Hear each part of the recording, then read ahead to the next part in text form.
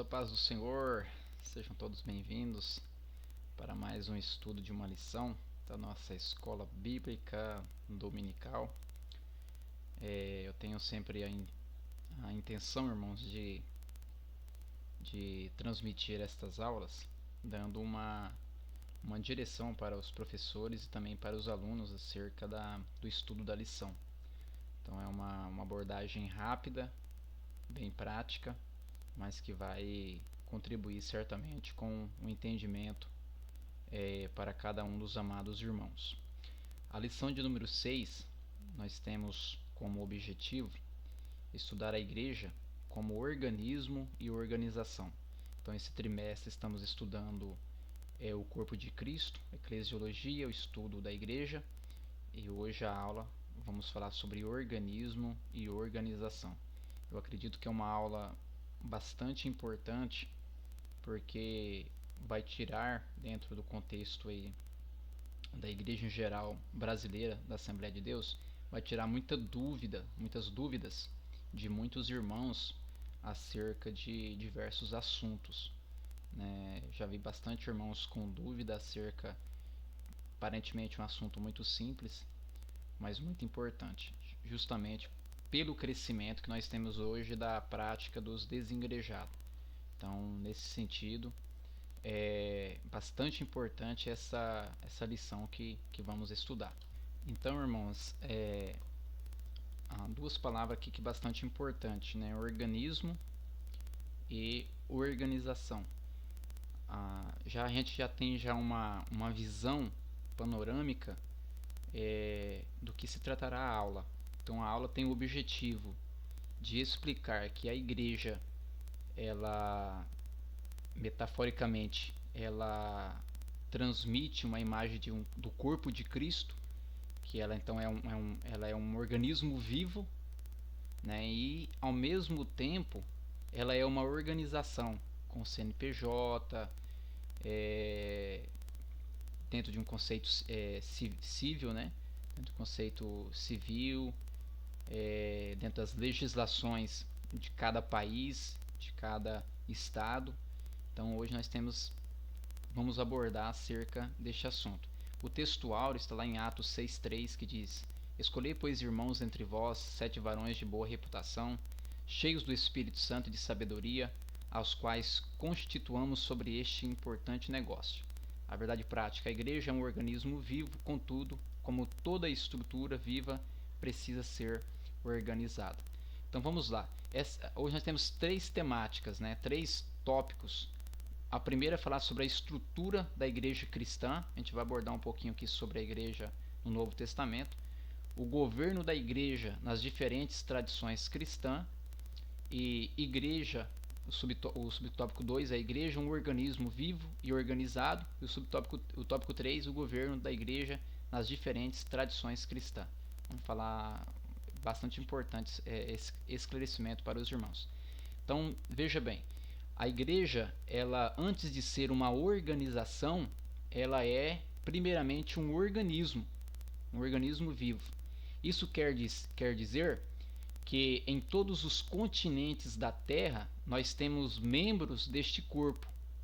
Então nós temos uma única igreja, que ela é universal, conhecida como a Igreja Universal dos Santos, a Assembleia dos Santos, que estão reunidos em todo o mundo. Então em todos os continentes da Terra nós temos pessoas que servem o Senhor Jesus Cristo em todos os países da Terra e que juntos formam este corpo, formam esta igreja. As parábolas de Jesus acerca do reino destaca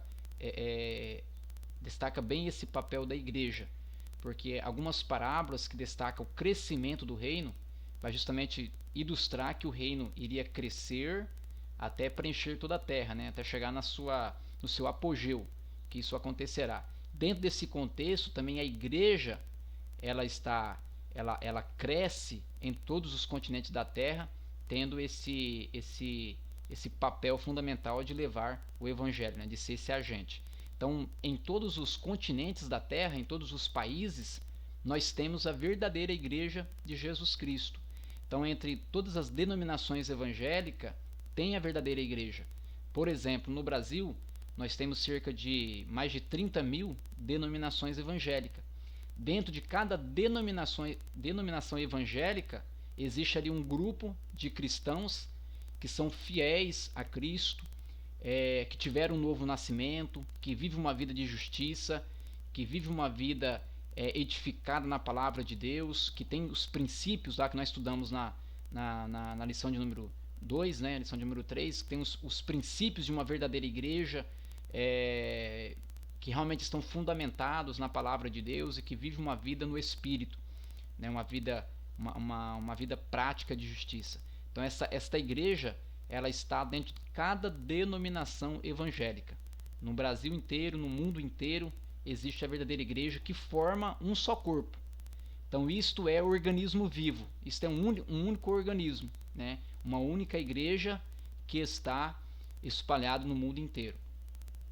E a questão daí de organização é justamente o que? As denominações que surgiram ao decorrer da história da igreja.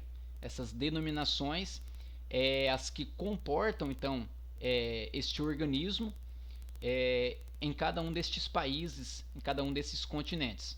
Então, primeiro nós precisamos entender acerca um pouquinho aqui da história da igreja, lá da igreja de Atos dos Apóstolos. Nós vemos que a igreja ela se inicia em Jerusalém, depois ela sai ali do contexto da Judéia para a Galiléia, Samaria, depois ela vai para as regiões da Síria, e nas regiões da Síria ali há uma igreja importante que é a Antioquia da Síria. Depois Paulo, após a sua conversão, juntamente com Barnabé, se tornam líderes dessa igreja, e é nessa igreja que os discípulos de Jesus, que era conhecido como o caminho, passam a ser chamados cristãos, e esta igreja ela vai enviar Paulo e Barnabé para o que nós conhecemos como primeira viagem missionária. E Paulo e Barnabé vai sair de Antioquia da Síria, vai descer até Seleucia, uma cidade portuária, vai navegar até Salamina, na ilha de Chipre, ali vai para Pafos, depois vai para Perge da Panfilha, Antioquia da Psídia, desce em Icônio, vai até Listra e Derbe, região da Galácia, prega o evangelho, retornam novamente para Jerusalém, reportando como foi a primeira viagem missionária, e depois para a igreja de Antioquia da Síria, relatando como foi essa viagem missionária. E nós temos aí no intervalo da primeira viagem missionária e da segunda viagem missionária algo bastante importante. Nós temos a carta de Paulo escrita à igreja da Galácia, a carta aos Gálatas, e temos o primeiro concílio da igreja em Jerusalém. Esse primeiro concílio da igreja em Jerusalém, ele é bastante importante porque ele vai justamente demonstrar para nós hoje que a igreja ela era um organismo vivo. Então agora ela está em Jerusalém, ela está então na região da Judéia, está na região da Galiléia, está na região de Samaria, está na região ali da Síria. Agora ela começa a ganhar outras províncias do Império Romano, região de Chipre, a região da Galácia, e ela começa a expandir, mas todos reportam para a igreja de Jerusalém, para os apóstolos. Então os apóstolos eles passam a ser essa autoridade da igreja, que vão dar a direção da igreja e as diretrizes para este organismo. Então nós não temos, por exemplo, na igreja de Atos dos Apóstolos, a igreja, por exemplo, de Antioquia da Psídia, nós não temos dentro dessa igreja uma placa denominacional. A igreja denominacional da Antioquia da Psídia. E nós temos a outra igreja, a igreja denominacional de Pafos, por exemplo. Nós não temos isto. Nós temos uma igreja que se reúne em primeiro momento na casa dos irmãos e também nas sinagogas dos prosélitos, né? Nas sinagogas que haviam, posteriormente mais na casa dos irmãos, em alguma localidade da casa de algum irmão local. E ali, ainda na primeira viagem missionária, fala que Paulo e Barnabé retornam fazendo o regresso da viagem missionária após chegar em Derbe, volta para Listra e vai retornando às cidades, instituindo presbíteros, então liderança sobre estas igrejas. Então é uma igreja que está reunida, que tem uma liderança, mas que não tem uma placa denominacional. É um organismo vivo e esta igreja ela responde diretamente à igreja de Jerusalém. Então é importante que os irmãos tenham esta visão, que assim surgiu a igreja no contexto da igreja primitiva. Depois nós temos a segunda viagem missionária de Paulo, percorrendo essa região da Galácia, depois indo para a região ali da Macedônia, região da Acaia. Na terceira viagem missionária, passando pela Ásia, instituindo igrejas, até depois a igreja lá na própria Roma e em outros contextos das outras províncias romanas, e todas elas respondem aos apóstolos em Jerusalém.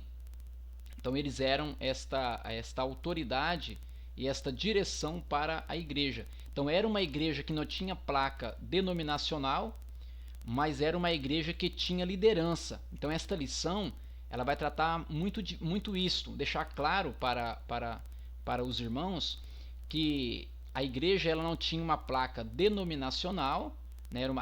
Eram chamados cristãos, seguidores de Cristo, discípulos de Cristo, porém tinham uma liderança constituída, né? Nós lemos aqui no texto áureo, aqui no versículo bíblico chave dessa lição, que foram constituídos diáconos para auxiliar a igreja. Isto fala de organização. Então era um organismo que estava ali crescente, né? O reino estava crescendo através da pregação do evangelho, mas havia uma organização através da liderança. Isso é importante ressaltar, irmãos, por quê? Porque dentro do contexto da história do cristianismo, por exemplo, nós temos ali já no século III esta união entre igreja e Estado. Surgiu então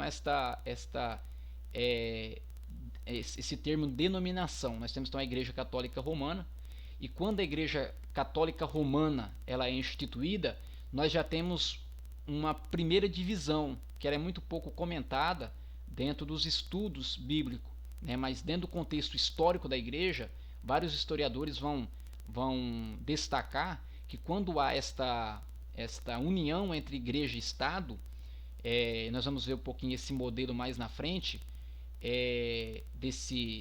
dessa liderança que começa com bispos e termina com um único líder na frente da igreja. A igreja passa agora a ser aceitável diante da sociedade da época e a começar a formar templos, etc.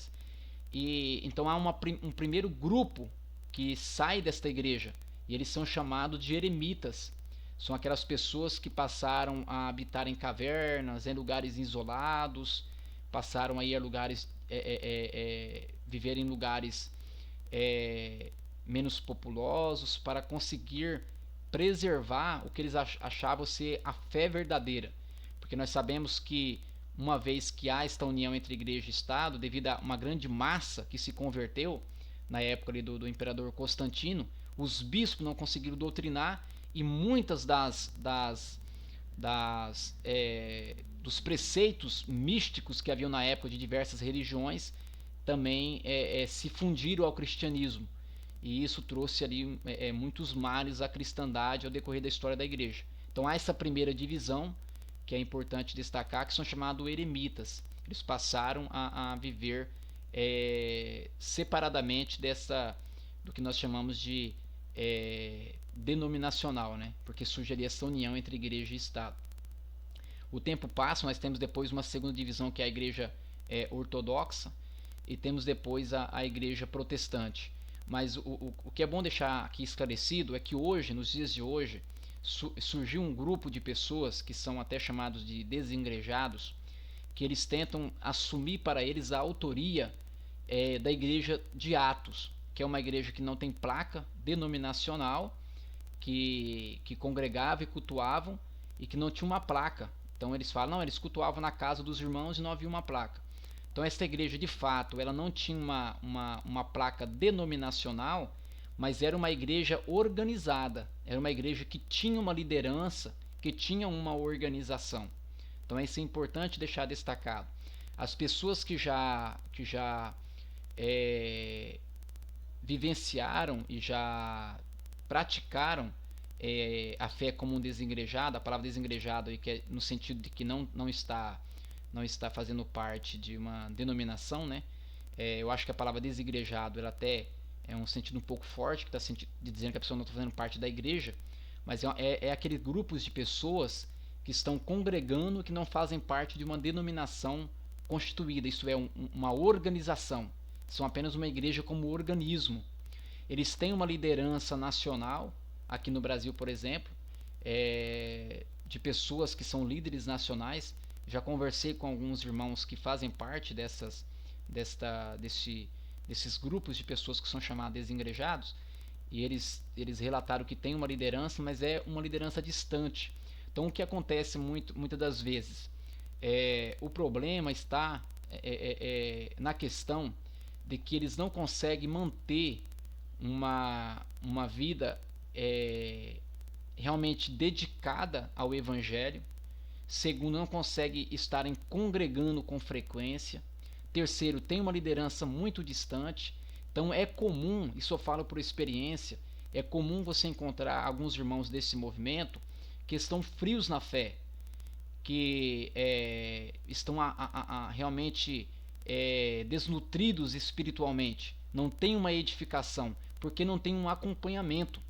Então a igreja como organização, desde que ela seja uma igreja bíblica, uma organização bíblica fundamentada, que é o que nós estudamos lá na lição de número 2, ela tem uma verdadeira natureza de igreja, ela vive um verdadeiro evangelho, um verdadeiro cristianismo, ela é benefício para a cristandade, porque a organização ela consegue trabalhar todos esses assuntos, ela consegue se organizar em lideranças, distribuir essas atividades, onde ela consegue alcançar um número maior de pessoas e ajudá-las.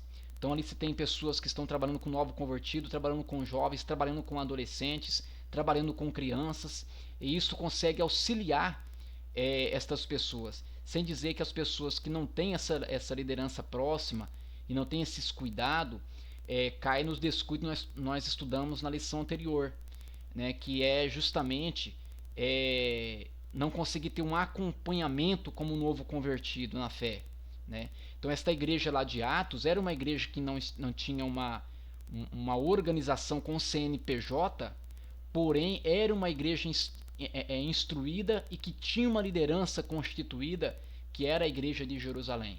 Então é muito semelhante hoje a uma organização, uma denominação evangélica estruturada. Então esse modelo de igreja hoje, onde as pessoas congregam nas suas casas, elas têm a dificultar muito a questão da fé, porque não tem o mesmo cuidado de uma organização realmente que vive verdadeiramente uma fé bíblica. Então é importante destacar essa questão para os irmãos, e também não chegarmos aos extremos, porque há pessoas que condenam de uma forma veemente, impetuosa, as pessoas que estão desigrejadas, mas é importante ampliar a visão dos membros acerca deste assunto. Então a igreja de Atos, ela não tinha uma placa denominacional, mas era uma igreja que tinha liderança, era uma igreja que vivia uma liderança constituída. Tá? É importante os irmãos ressaltarem isso na lição. Nós temos aqui então um organismo vivo e organizado. Aqui ele destaca alguns exemplos. Nós temos aqui então a igreja se reunia, a igreja orava. Nós temos aqui pessoas que tinham as suas demandas sociais atendidas.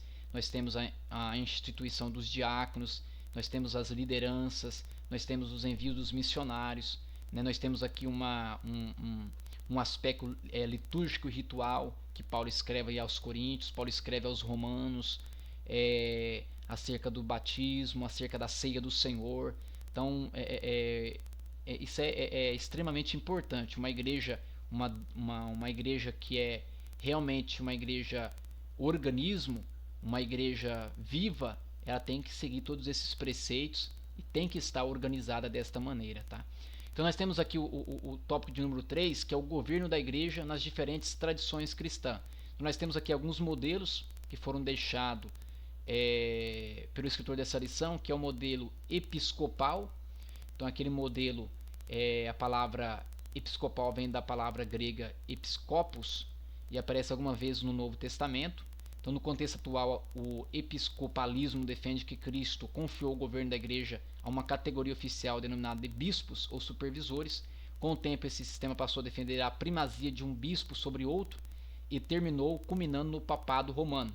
Esse modelo é seguido pelo catolicismo, por algumas denominações protestantes e pentecostais.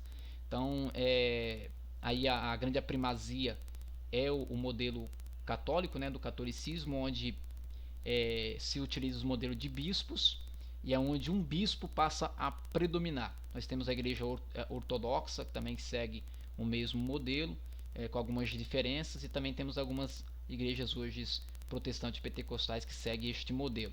Pode ser explorado na aula também com os irmãos.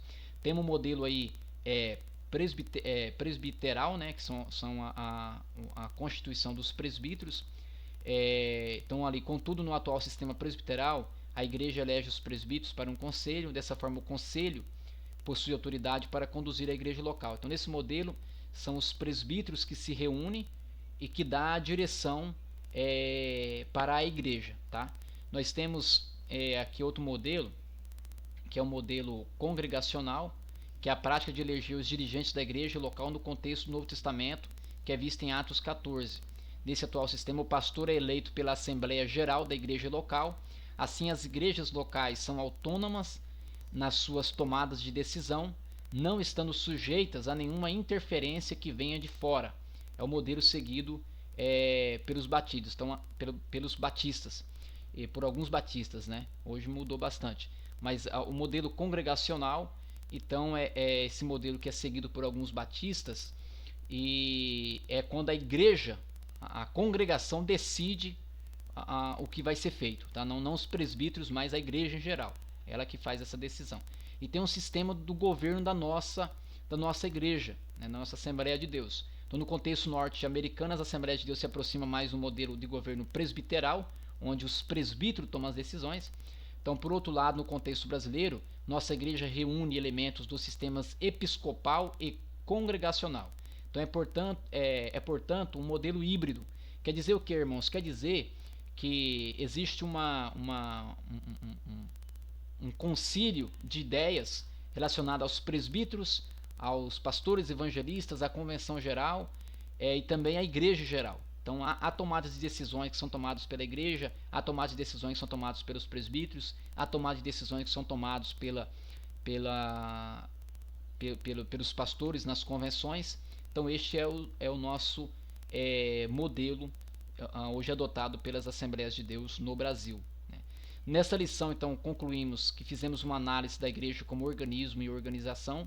O que ficou claro é que as escrituras destacam a igreja como um organismo vivo e organizado.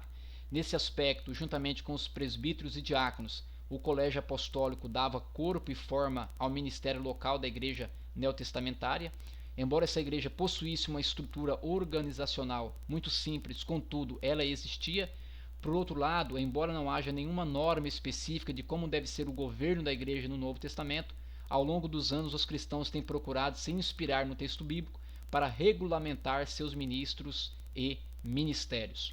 Amém, irmãos? Então é bom, irmãos, ter essa visão que nós somos uma igreja organismo no mundo inteiro, mas também uma igreja organizada e na maior parte dela com uma organização com CNPJ, dentro das diretrizes de cada nação, de cada país, para termos liberdade para pregar o evangelho e também obedecer às autoridades, conforme Paulo escreveu aos romanos.